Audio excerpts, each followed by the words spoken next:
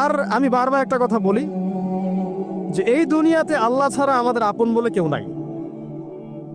আপনি যাকে আপন মনে করেন না কেন, আমাদের সম্পর্ক আছে বাবার সাথে, মায়ের সাথে, স্ত্রী সন্তানদের সবার সাথে, আমাদের হক আছে, অধিকার আছে, সব ঠিক আছে। বিশ্বাস করেন আল্লাহ ছাড়া আপন বলে আপনার কেউ নাই। এই যে গার্লফ্রেন্ডকে আপন মনে হয়, এরা আপন না। স্ত্রী সন্তানকে খুব আপন মনে হয়, আপনার মৃত্যুর পর 40 দিন সময় লাগবে না সব ভুলে যেতে। পিতা মাতা ভাই বোন সবাইকে আপন মনে হচ্ছে। পিতা মাতার স্থান বাবা মার পরে, আল্লাহ রসুলের পরে, সেটা ঠিক আছে। আপন আল্লাহ ছাড়া তারা নন। আপনি তাদের মনোপুতভাবে নিজে প্রতিষ্ঠিত হতে পারবেন না, তারা আপনাকে চিনবে না। সারাটা জীবন তোর পিছনে এত টাকা ঢাললাম, কি করলি? কিছু করতে পারলি না। আবার এখন যারা পিতা মাতা হয়েছেন, সন্তান থেকে আপন মনে হচ্ছে, দেখবেন এই সন্তানকে আপনি আপনার মনোপুতভাবে সম্পত্তি দিতে পারবেন না, ভরণ পোষণ দিতে পারবেন না। এই সন্তান বড় হয়ে আপনাকে বৃদ্ধাশ্রমে পাঠিয়ে দিতে পারে, নাউজুবিল্লাহ। অথবা আপনার সাথে এই সন্তানই খারাপ ব্যবহার করবে। আপন মনে হচ্ছে? আল্লাহ ছাড়া কেউ আপন না। আল্লাহ ছাড়া আপন কেউ না। আর আল্লাহ ছাড়া সত্যিকার অর্থে আপনাকে আমাকে ভালো কেউ বাসে না। শুধু আল্লাহ আপনাকে ভালোবাসেন। এটা আপনারা হারে হারে উপলব্ধি করবেন যত দিন যাবে ইনশাআল্লাহ। তাই শুধু সেই আল্লাহর জন্যই নিজেকে খালেস করে দেন, আর যার যার হক তাকে তাকে দিয়ে দেন। দুনিয়াতে শান্তিতে থাকার ফিলোসফি বলছি, philosophy of happiness in this হায়াতুদ দুনিয়া, সেটা হচ্ছে যার যার হক তাকে তাকে দিয়ে দেন, নিজের হক আল্লাহর কাছে চেয়ে নেন। আর দুনিয়াকে আপন মনে করবেন না, আল্লাহ ছাড়া কাউকে আপন মনে করবেন না। আপনি সুখে থাকবেন ইনশাআল্লাহ। দুনিয়ার দাসত্ব করবেন, আল্লাহ ছাড়া অন্য মানুষদেরকে আপন মনে করে নেবেন, দেখবেন আপনি পদে পদে কষ্ট পাবেন। কারো কাছে আশা করেন না, কষ্ট পাবেন না। আমি এই প্রসঙ্গে কথাগুলো বললাম যে দুনিয়াকে আপন মনে করতে নাই, আর আল্লাহকে আপন মনে করতে হয়। আল্লাহকে আপন মনে করলে তখন আমার উপর কিছু দায়িত্ব চলে আসে। কি দায়িত্ব? আল্লাহ আমাকে সৃষ্টি করেছেন, রিজিক দিয়েছেন, লালন পালন করছেন, বাঁচিয়ে রেখেছেন, তার হাতে আমার মৃত্যু, তার হাতে সবকিছু।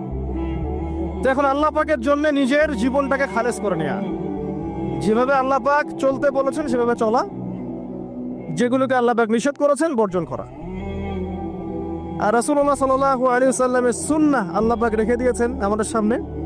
এই সুন্নাহগুলো যদি আমরা অনুসরণ করতে পারি, ইনশাআল্লাহ এই দুনিয়াতে কিছু পাই বা না পাই, ইনশাআল্লাহ পরকালে আপনি আল্লাহর ক্ষমা পাবেন ইনশাআল্লাহ তাআলা। কোরআনের সূরাগুলোর অর্থ সব খুতবায় বলা যায় না, সময় সংকুলন হয় না।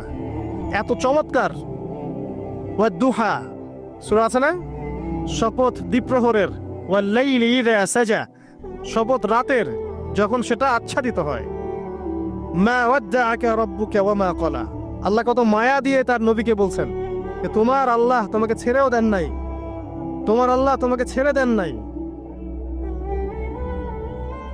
ওয়ালা সাউফা ইউতিকা রাব্বুকা ফাতারদা, শীঘ্রই তোমার রব তোমাকে দান করবেন এবং তুমি সন্তুষ্ট হয়ে যাও। দুনিয়াতে চলতে গেলে দুঃখ কষ্ট হয় না? যারা ঈমান নিয়ে চলে ওদের দুঃখ কষ্ট বেশি হয়। তা আল্লাহ বলছেন টেনশন করো না, কষ্ট পেও না, তোমার রব তোমাকে ছেড়ে দেননি। ওয়ালা সাউফা ইউতিকা রাব্বুকা ফাতারদা, তোমার রব তোমাকে শীঘ্রই দান করবেন আর তুমি সন্তুষ্ট হয়ে যাবে। আলাম ইয়াজিদকা ইয়াতীমান ফাআওয়া, আল্লাহ বলছেন আল্লাহ কি তোমাকে ইতিম রূপে পাননি, এরপর আল্লাহ কি তোমাকে প্রতিপালন করে বড় করেননি?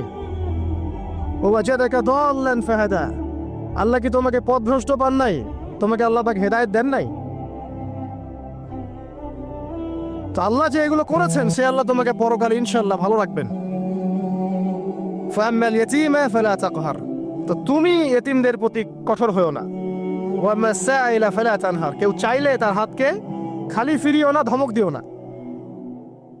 ওয়াম্মা বিনিআমাতি রাব্বিকা ফাহাদ্দিস, তোমার রবের এই সমস্ত নিয়ামতগুলো তুমি মানুষের কাছে বর্ণনা করতে থাকো।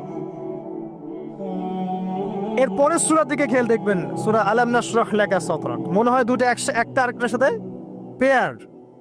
আলাম নাশরাহ লাকা সাদরাক, আমি কি তোমার হৃদয়কে প্রশস্ত করে দেই নাই? ওয়াদা'না আনকা ওয়জরাক, তোমার বোঝাগুলো হালকা করিনি? কাকে বলছেন এগুলো আল্লাহ পাক? রাসূলুল্লাহ সাল্লাল্লাহু আলাইহি ওয়াসাল্লামকে। তো যে মানুষটা জান্নাতে যাবে নিশ্চিত, এবং যিনি জান্নাতের দরজা না খুললে জান্নাতের দরজা কারো জন্য খোলা হবে না। যে মানুষটা হচ্ছে ভদ্র, স্মার্ট, বিচক্ষণ, কোনো মানুষ পৃথিবীতে নাই। সকল ধর্মের মানুষ মানে এটা।